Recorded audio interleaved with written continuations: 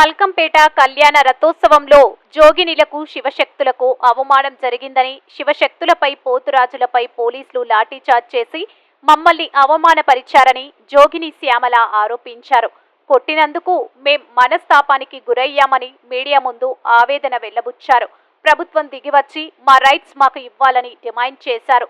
శివశక్తులను పోతురాజులను గౌరవించాలని, మమ్మల్ని గుర్తించి వీఐపీ పాస్లు ఇవ్వాలని కోరారు.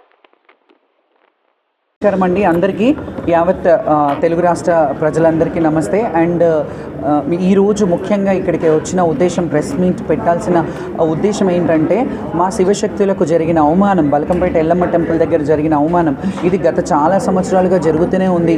గత ప్రభుత్వాలలో కూడా కొంత ఇబ్బందులు జరిగినా వాళ్ళు సమీక్షించుకొని అట్లీస్ట్ మమ్మల్ని పిలిచి, అప్పట్లో తలసాని శ్రీనివాస్ యాదవ్ గారు మమ్మల్ని పిలిచి మాట్లాడి పాసులు ఇవ్వడం జరిగింది.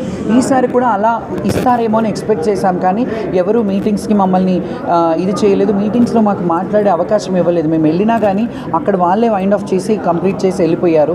దాని తర్వాత మాకు బల్కంపేట ఎల్లమ్మ కళ్యాణం రోజు మా శివశక్తులని, జోగినీలను విచక్షణారహితంగా, అసలు విచక్షణ లేకుండా ఎలా కొట్టారు. వాళ్ళ బొక్కలు ఊడుతున్నాయి, తలలో ఇంతింత బొడుసులు వచ్చినాయి.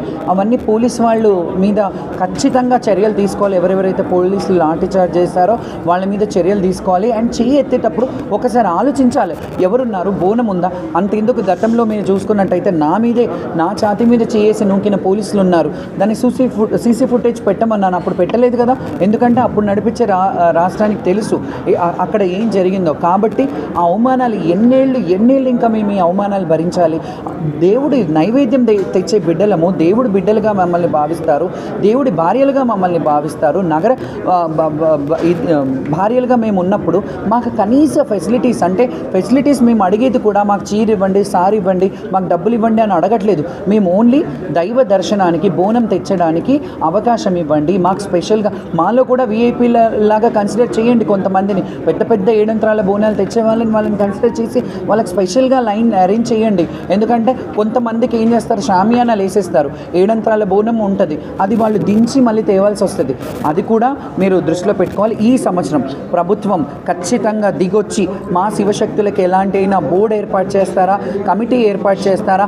ఈ ఒక్క దేవాలయాలకే కాదు, తెలంగాణలో ఉన్న కొమరెల్లి మల్లన్న స్వామి అయినా, బల్కంపేట ఎల్లమ్మ అయినా, మహంకాళి అయినా, లాల్ దర్వాజా అయినా, గోల్కొండ అయినా, ఏడుపాయలైనా, భద్రకాళి అయినా, అండ్ మన సమ్మక్క సారక్క అయినా, ఈ అన్ని గుళ్ళల్లో కూడా మాకు స్పెషల్ అలాట్మెంట్ ఇవ్వాలి. మేము వెళ్ళినప్పుడు స్పెషల్ దర్శనాలు మాకు కావాలి.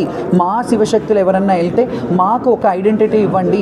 మేము కూడా వాళ్ళకి దగ్గరగా ఉండి మా పిల్లల్ని పంపించి మేము దర్శనం చేయించుకునే వీఐపీలు ఎలాగైతే వీఐపీ లెటర్స్ ఇస్తారో మాకు కూడా అవకాశం ఇవ్వండి మా పిల్లలు దర్శనం చేసుకోవడానికి. ఎందుకంటే మా వాళ్ళు ఉట్టిగా రారు. ఎక్కడికి వెళ్ళినా శివశక్తులు ఒక పట్టు చీర తీసుకొని, తలంబ్రాలు తీసుకొని, పట్టు వస్త్రాలు తీసుకొని, మొక్కులు ముడుపులు తీసుకొని వస్తారు. కాబట్టి మీకు కూడా ఆదాయమే, ఎండోమెంట్కి కూడా ఆదాయమే. కాబట్టి మీరు ఒకసారి ఆలోచించుకోండి. ఇది ఒక్కటి, పోతరాజులని శివశక్తులని కొట్టినందుకు ఈ సంవత్సరం మేమందరం కూడా సామూహికంగా బోనాలు నిర్వహించడంలో మా ఇళ్లలోనే చేసుకుంటాము. మేము గుడికి రాము. ఈ గుడికి రాకపోవడం వల్ల ఏం అరిష్టాలు జరుగుతాయో అవన్నీ మీ ప్రభుత్వమే చూసుకోవాలి. ఎందుకంటే ఖచ్చితంగా అరిష్టం జరుగుతుంది. ఇప్పటి వరకు అలా శివశక్తులు బోనం పెట్టకుండా ఉన్న దాఖలా లేవు. మేము సేవ చేసేవాళ్ళం, సేవకులం. కాబట్టి మా బోనం సమర్పిస్తేనే అమ్మవారికి సంతోషం. మీకు తెలుసు, భవిష్యవాణిలో కూడా నా ఆడపడుచులు ఏడ్చుకుంటూ పోయారని నేను ఏడ్చినప్పుడు చెప్పినప్పుడు అమ్మవారు అంటే, నేను పెట్టే వందలాది బోనాలలో ఒక్క మెతుకైనా తిని ప్రసన్నం అయి ఉంటుంది కదా, నా గురించి నా బిడ్డలు ఏడ్చుకుంటూ పోయినారని చెప్పింది. అట్లా చెప్పినా కానీ మీరు ముందుకొచ్చి కమిటీలో మీటింగ్లు ఏర్పాటు చేసి మా అందరికీ ఒక హామీ ఇస్తే, ప్రభుత్వం వచ్చి అఫీషియల్గా, మీరు మామూలుగా నాకు కాల్ చేసేసి మేమేం ఇబ్బంది పెట్టకుండా పోతాము అని డీజీపీ గారు కూడా చెప్పారు, మీకు ఈ లైన్ ఏర్పాటు చేస్తామన్నారు. అది కాదు, మాకు ప్రభుత్వ పరంగా ప్రకటన ఇవ్వండి. మీరు ప్రెస్ మీట్ పెట్టి మీరు ఏం చేయబోతున్నారో శివశక్తులకి, జోగినీలకి, అది మీరు ప్రెస్గా అఫీషియల్గా ఇస్తే అప్పుడు మేమందరం కలిసి బోనాలు చేస్తాం.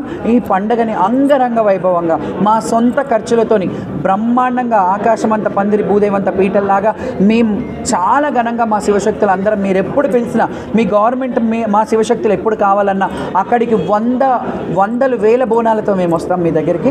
అండ్ మా రిక్వెస్ట్ అండ్ మా డిమాండ్, సీఎం గారు ఖచ్చితంగా దీని మీద దృష్టి పెట్టి ఒక జోగిని, ఒక ఆడబిడ్డని, ఒక తెలంగాణ జోగిని మీ ముందు భిక్ష వేడుకుంటున్నాను.